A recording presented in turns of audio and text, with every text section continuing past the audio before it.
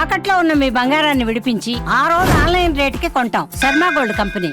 అందరికీ నమస్కారం అండి. సుమన్ టీవీకు స్వాగతం. నేను గీతాంజలి. వసంత నవరాత్రులు రాబోతున్నాయి.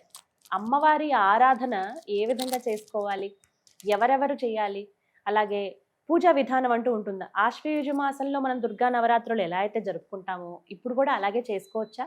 మాకు కలశం ఆనవాయితీ లేదన్న వాళ్ళు మరి ఎలా చేసుకోవాలి? ఫోటో పెట్టుకుని చేసుకోవచ్చా? మాకు ఇవి ఏవి కుదరవండి, నార్మల్గా దీపారాధన చేసి చేసుకోవచ్చా? అసలు ఏమేం పారాయణ చేయాలి, ఎటువంటి మంత్రాలు చదవాలి, ఎటువంటి నైవేద్యాలు పెట్టాలి, ఏ పుష్పాలతో మనం పూజించుకోవాలి, ఇలా ఎన్నో సందేహాలు ఆడపడుచులందరికీ ఉంటాయి కదా. ఇంకో విషయం, అమ్మవారి ఆరాధన లింగ భేదం లేకుండా అందరూ జరుపుకుంటారండి. సాధన చేసే వాళ్ళు ఉంటారు. ఇలా ఎన్నో సందేహాలు మన మదిలో ఉన్నాయి. వీటన్నింటి గురించి మనం ఇవాళ తెలుసుకుందాం. వివరించేందుకు ప్రస్తుతం మనతో పాటు ఉన్నారు శ్రీ శ్రీ శ్రీ ఆనంద శివకామేశ్వరి సన్నిధానం పీఠాధిపతులు, లలిత అమ్మవారి ఉపాసకులు, శ్రీ విద్యా ఉపాసకులు శ్రీ శ్రీ శివకామేశ్వరి ఆనందమయ్య అమ్మతో మాట్లాడి మరిన్ని విషయాలు తెలుసుకుందాం. అమ్మ నమస్కారం. శ్రీమాత్రే నమః. శ్రీమాత్రే నమః. అమ్మ వసంత నవరాత్రులు ఇంక మీరే గుర్తొస్తారు ఖచ్చితంగా. ఎలా జరుపుకోవాలి, అసలు ఎవరి ఆరాధన ప్రధానం? అమ్మవారని చెప్పేస్తూ ఉన్నాము. ఇక్కడ సందేహం ఎక్కడ వస్తుందంటే, రాజరాజేశ్వరి దేవి ఆరాధన, లలిత అమ్మవారి ఆరాధన, బాల అమ్మవారి ఆరాధన, ఇదొక సందేహం నాకు. సుమన్ టీవీ వీక్షిస్తున్న ప్రేక్షకులందరికీ కూడా శ్రీమాత్రే నమః. వసంతము మన ఈ నవరాత్రుల వల్లమ్మ వసంతకాలం ఎలా ఉంటుందో ఈ వసంత నవరాత్రులు చేయడం వల్ల మన జీవితం కూడా అలాగే నవ వసంతం లాగా ఉంటుంది. అంత పచ్చగా ఉంటుందమ్మా. చాలా విశేషమైనటువంటి నవరాత్రులు ఈ వసంత నవరాత్రులు. ముఖ్యంగా చూడండి, శ్రీరామనవమి. అందుకే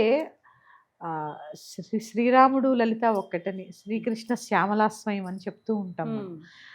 అది అన్నట్టుగానే చూడండి, శ్రీరామనవమి లలితా నవరాత్రులు ఒక్కసారే వస్తాయి. ఇక మీరు అన్నట్టు రాజరాజేశ్వరి, లలిత, బాలా త్రిపుర సుందరి, ఈ ముగ్గురు ఒక్కరే అమ్మా. బాల, లలితమ్మ, రాజరాజేశ్వరి ముగ్గురు వేరు వేరు కాదు. ఇప్పుడు నేను ఇక్కడ కూర్చున్నప్పుడు ఏదో చెప్తున్నప్పుడు ఒక ప్రవచనకర్తగా మీకు కనిపిస్తాను, పూజ చేసేటప్పుడు సాధనలో కనిపిస్తాను. రాజరాజేశ్వరి అంటే పరిపాలిస్తూ ఉంటుంది, మహారాజ్ఞిగా పాలిస్తూ ఉంటుంది కాబట్టి రాజరాజేశ్వరి. అమ్మ లలితమ్మ అందరితో ప్రేమంగా ఉండి ప్రేమతత్వాన్ని మనలో పెంపొందించుకునేటటువంటి అవకాశాన్ని ఇస్తుంది కాబట్టి ఈ సృష్టి మొత్తానికి కూడా తన యొక్క స్తన్యాన్ని ఇస్తుంది కాబట్టి అంటే మనమే కాదమ్మా, 84 లక్షల జీవరాశులకి పిపీలికాది పర్యంతం. పిపీలికం అంటే చీమ, కాకి, దోమ, కోకిల ఒకటేంటమ్మా, జలచరాలు, భూచరాలు, ఈదేవి, పాకేవి, ఎగిరేవి, సమస్త జీవకోటికి. ఇప్పుడు ఈ సమయానికి చెట్లకి గాలి వీచాలని ఎవరు చెప్తున్నారు? నది ప్రవహించాలని ఎవరు చెప్తున్నారు? సూర్యుడు సమయానికే రావాలని ఎవరు చెప్తున్నారు? అవునా కదా? ఇదంతా కూడా అక్కడ ఉండి పాలిస్తూ ఉంటుంది ఆవిడే. ఇచ్ఛాశక్తి, జ్ఞానశక్తి, క్రియాశక్తి స్వరూపిణి అయినటువంటి అమ్మవారు.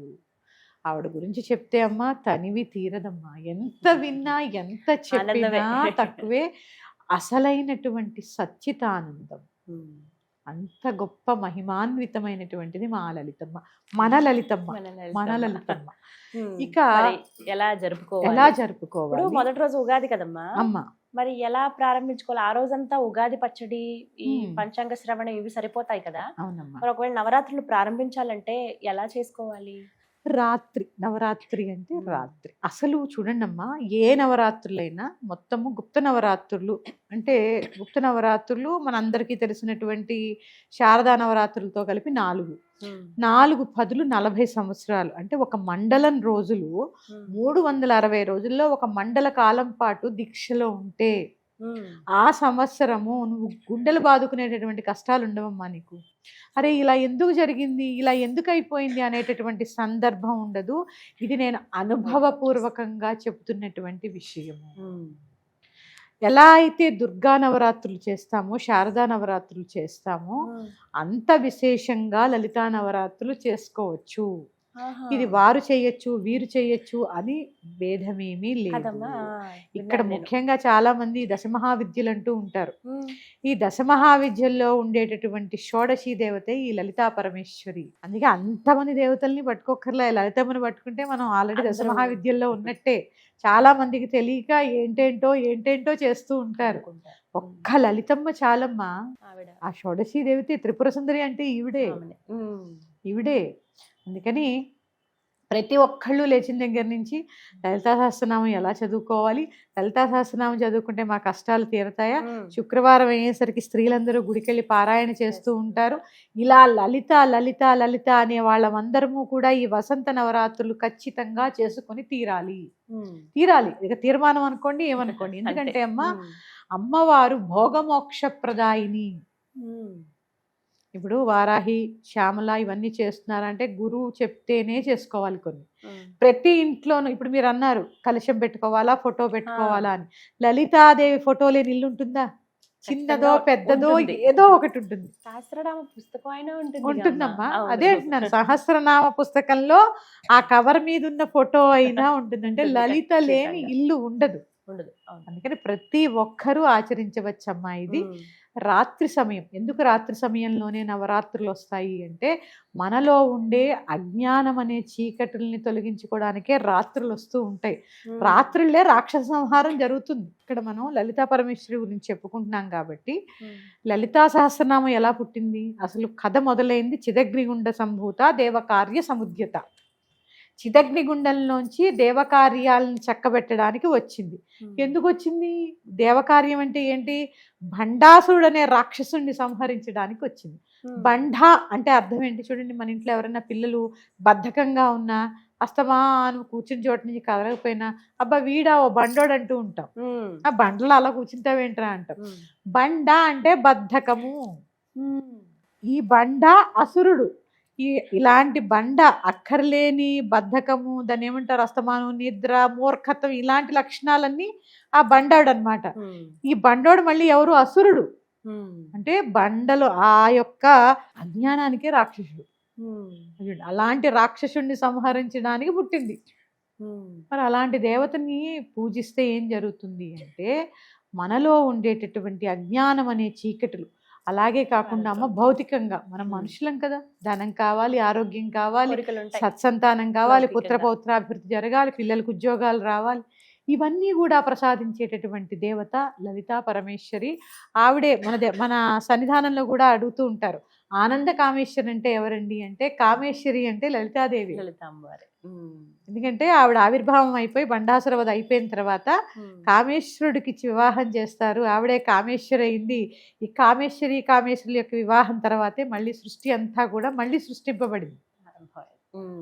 అందుకని కామేశ్వరి అంటే ఎవరో కాదమ్మా, ఇక్కడ మా పీఠంలో ఉన్నది ఆనంద కామేశ్వరి. ఎంత నిజంగా కూడా అమ్మ, అక్కడ కూర్చుని కాసేపు సాధన చేసిన వారందరూ చెప్తారు ఎంత హాయిగా ఉంటుంది. అవడానికి చిన్నదే సన్నిధానం, కానీ ఎంతో ప్రశాంతత, ఆనందం అనేది ఖచ్చితంగా ప్రతి ఒక్కరు పొందే వెళ్తారు. అంటే ఇక్కడనే కాదమ్మా, ఎవరైతే మనసా వాచా కర్మణ ఆవిడ్ని ధ్యానిస్తారో, ఆవిడ్ని ఆరాధిస్తారో, తప్పకుండా వారికి ఆనందమే ఉంటుంది. ఆ జీవితంలో మనకు అన్ని చిన్న చిన్న ఆనందాలు, అసలైన ఆనందాన్ని చూపిస్తుంది ఆవిడ. అమ్మవారిని మళ్ళీ చెప్తున్నానమ్మా, ఎవరూ భయపడద్దు. అమ్మవారిని ఇలా పూజించకూడదు, ఇలా పూజించాలి, ఇలా పూజించాలి. అందుకే గురువులను ఆశ్రయించండి. అమ్మవారు రాజరాజేశ్వరి దేవి భోగ మోక్ష ప్రదాయిని. ఇటు భోగాన్ని ఇటు మోక్షాన్ని కూడా అనుగ్రహిస్తారు. ఎందుకంటే ఆవిడ ఉండేది మణిద్వీపంలో. ఎంత బంగారం, ఎన్ని, అసలు ఎంత ఇది కదా, వర్ణించగలమా అసలు కదా, ఎంత ఇస్తుందమ్మా. ఇలాంటి అమ్మవారిని ఎంత కొలుచుకున్నా తక్కువే అమ్మా. మీకు అవకాశం ఉండి కలశాం పెట్టుకుని చేసుకుంటే ఏమి తప్పులే. 9 రోజులు శరన్నవరాత్రులు ఎలా చేస్తున్నామో అలాగే. ఒక్క నామం మాత్రం చెప్తాను, సర్వమంగళ మాంగళ్యే శివే సర్వార్థ సాధికే శరణ్యే త్రయంబకే గౌరీ నారాయణి నమోస్తుతే. కొంతమంది దేవి అంటారు, శరణ్యే త్రయంబకే దేవి నారాయణి నమోస్తుతే. ఆ నారాయణి కదా. నారము అంటే ఏం లేదమ్మా, నారము అంటే నీరు. సృష్టిలో అసలు నారాయణుడు ఎక్కడుంటాడు? నీళ్ల మీద ఉంటాడు. నారాయణి అంటే నీరు. మన శరీరంలో 90% నీరు. అమ్మ గర్భంలో మనం జన్మించేది ఎక్కడ? నీరుతో. అంటే చూడండి, నారము అంటే నీరు. ఈ నీరే తానే ఉండేది కాబట్టి నారాయణి. అందుకే సర్వవ్యాపకం. ప్రపంచం ప్రళయంలో మునిగిపోయేది దేంతో? నీటితో. అంటే ఆ జీవశక్తే అమ్మ. మనలో ఉండే ఆ జీవశక్తి, ఆ నీరు ఏదైతే ఉందో ఆవిడే నారాయణి. ఈ నారాయణ్ణి ఎంత కొలిస్తే మన ఆరా అంత క్లెన్స్ అవుతూ ఉంటుంది. కుదిరితే ప్రతిరోజు లలితా సహస్రనామ పారాయణ చేయండి, లేదా నేను చెప్పినటువంటి శ్లోకంతో 16 ఉపచారాలు చేసుకోండి.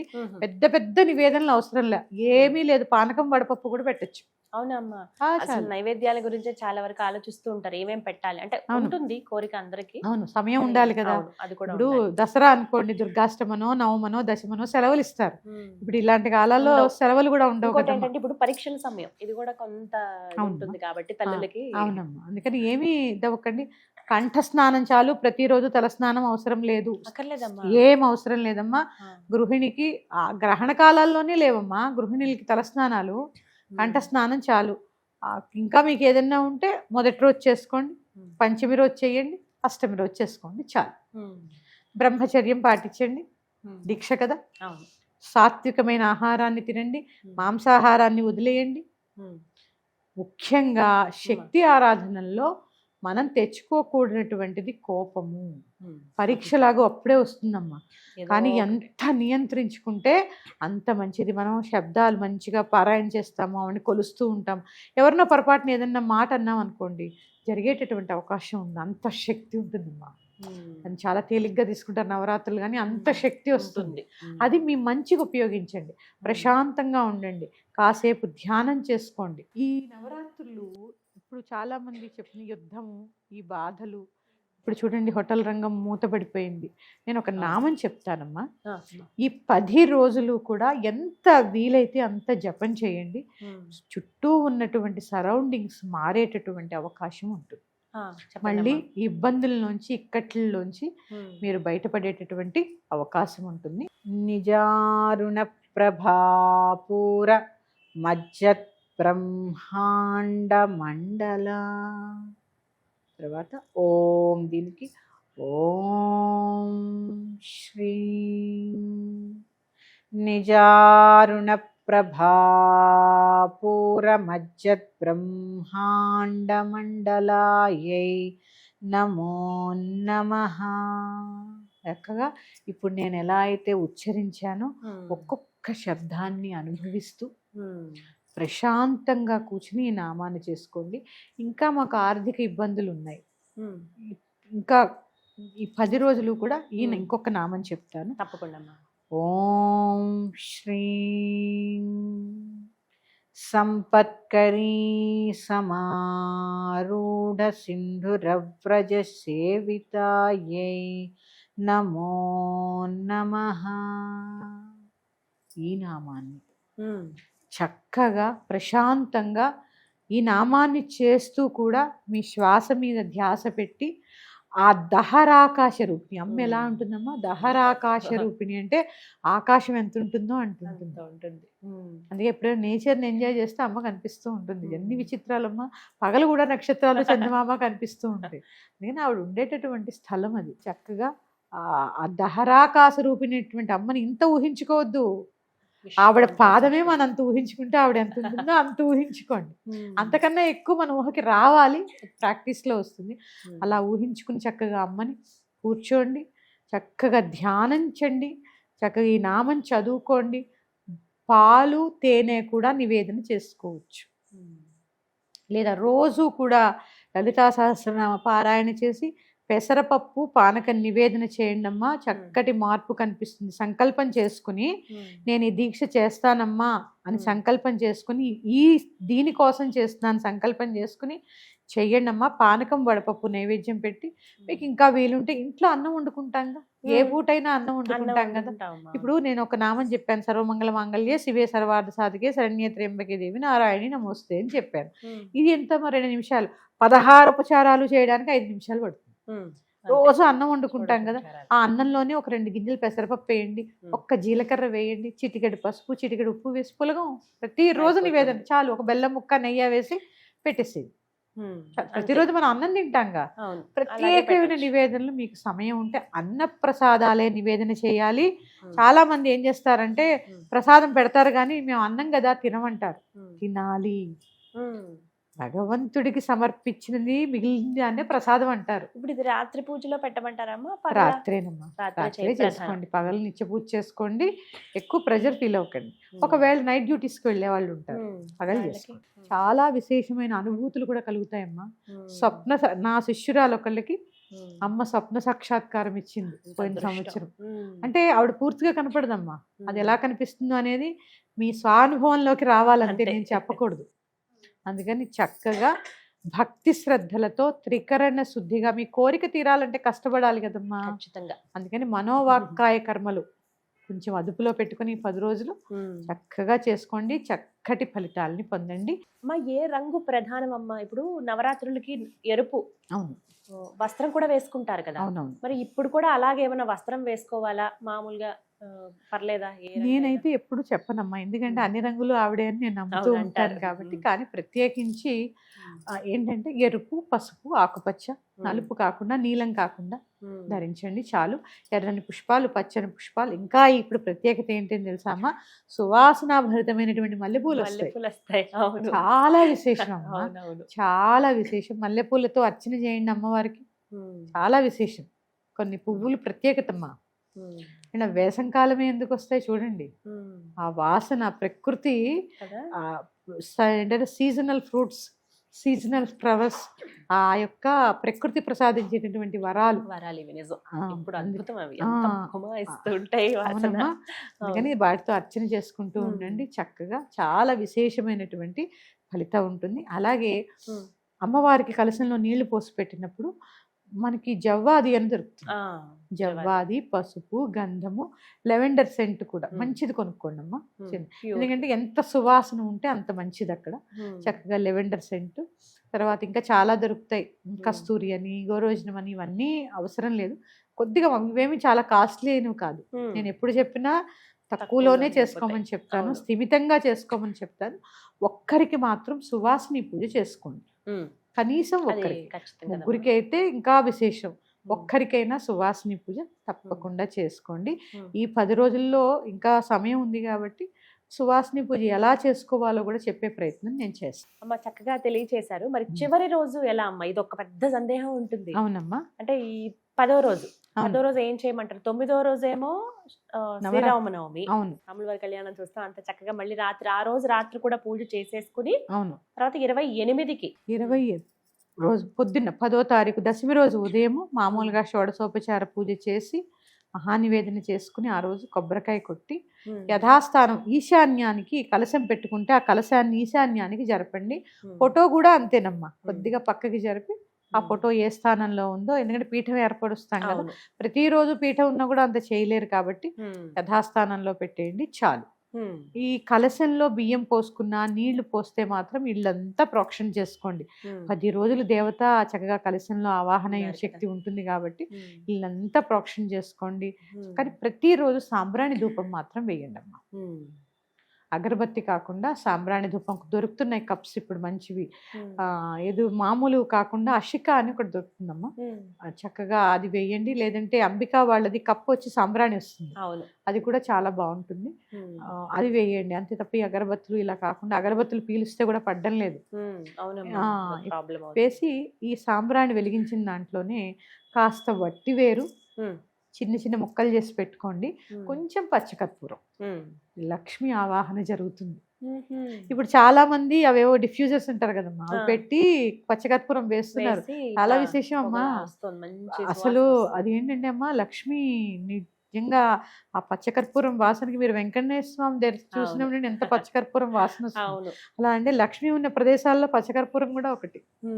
అందుకని చక్కగా చాలా విశేషం అమ్మ, ప్రతి మూలల్లో వేయండి, చాలా ఇంట్లో ఉన్న అలక్ష్మి అంతా కూడా వెళ్ళిపోతుంది.